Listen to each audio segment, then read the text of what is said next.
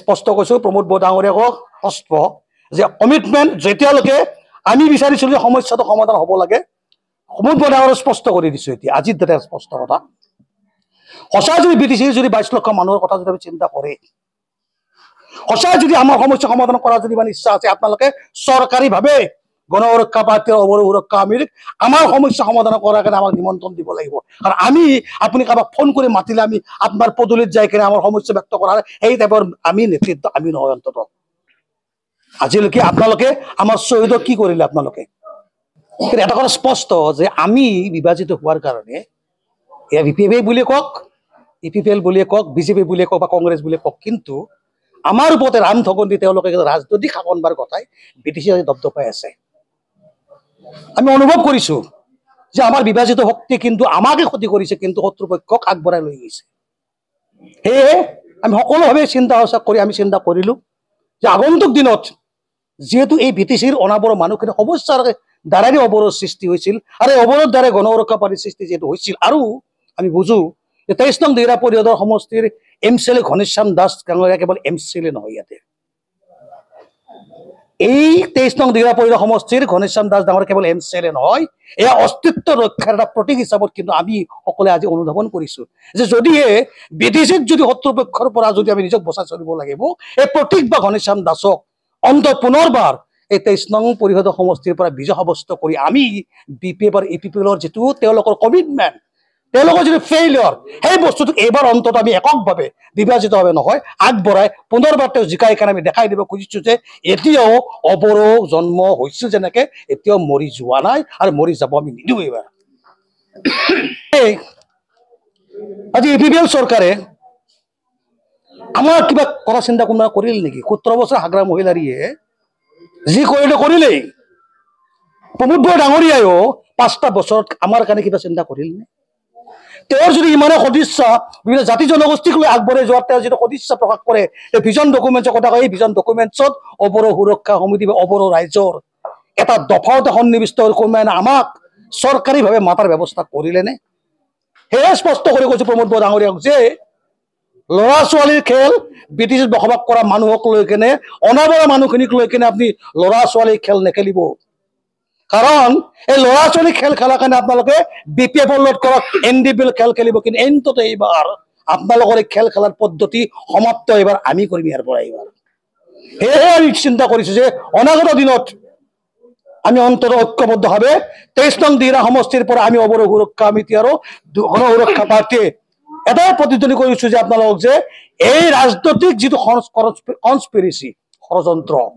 এই অন্তিম সময়সীমা আগন্তুক 15 দিনৰ ভিতৰত সমাপ্ত হৈ কৰি কেনে আমি BTCৰ প্ৰত্যেকটা অলিয়ে গলিয়ে ঐক্যবদ্ধভাৱে আমি আগবঢ়াই কেনে আপোনালোকৰ ৰাজনৈতিক কুসংস্কৃতি পৰাস্ত কৰাৰ কাৰণে কিন্তু আমি দৃঢ় প্ৰতিজ্ঞ চাওক এতিয়া নিৰ্বাচনী ইছ্যুৰ কথাই নপৰে অৱৰো সুৰক্ষা আমি কেতিয়াও ৰাজনীতি কৰা নাই আপোনালোকে জানে বিভিন্ন ফ্ৰেকশ্যন বিভিন্ন গোট আমাৰ বিভাজিত হৈ আছে আৰু যোগেশ্বৰ কলিতা মাধৱ ৰাজবংশী এওঁলোকৰ বিভিন্ন গোট বিভক্ত হৈছে আমি তেওঁলোকক আহ্বান কৰিছোঁ যদি আপোনালোকে অৱৰো কাৰণে চিন্তা কৰে জাতিৰ কাৰণে চিন্তা কৰে যদি আপোনালোকে ওলাই আহক এইবাৰ আমি একগোট হওকচোন MP নৱ কুমাৰ শৰণীয়াক আজি শেষবাৰৰ কাৰণে মই আহ্বান কৰিছোঁ আপুনি BPFL এলায়েন্স কৰে EPPL এলায়েন্স কৰে এইবিলাক কথা বাদ দিয়ক যদি BPF যদি BTC 40টা সমষ্টি যদি 21খন লৈ কেনে হাগৰা মহিলাৰ যদি চিফ বনাম বুলি কৈ কেনে তেওঁক যদি BPF ইলেকশ্যন খেলিব পাৰে আৰু যদি প্ৰমোদ বড়ো ডাঙৰীয়াক যদি চিফ বনাই কেনে যদি EPPL যদি ইলেকশ্যন খেলিব পাৰে তাহলে আপোনাকো স্পষ্ট কৰিছে আমিও আপোনাক BTC চিফ বনাই এবাৰ 2025 চন আমি নিৰ্বাচন খেলিম আপুনি আমাৰ লগত সহযোগ কৰিবা এই স্পষ্ট যে আগতেও কৈছোঁ যে MP ডাঙৰীয়াক নৱ কুমাৰ শৰণীয়া ডাঙৰীয়াক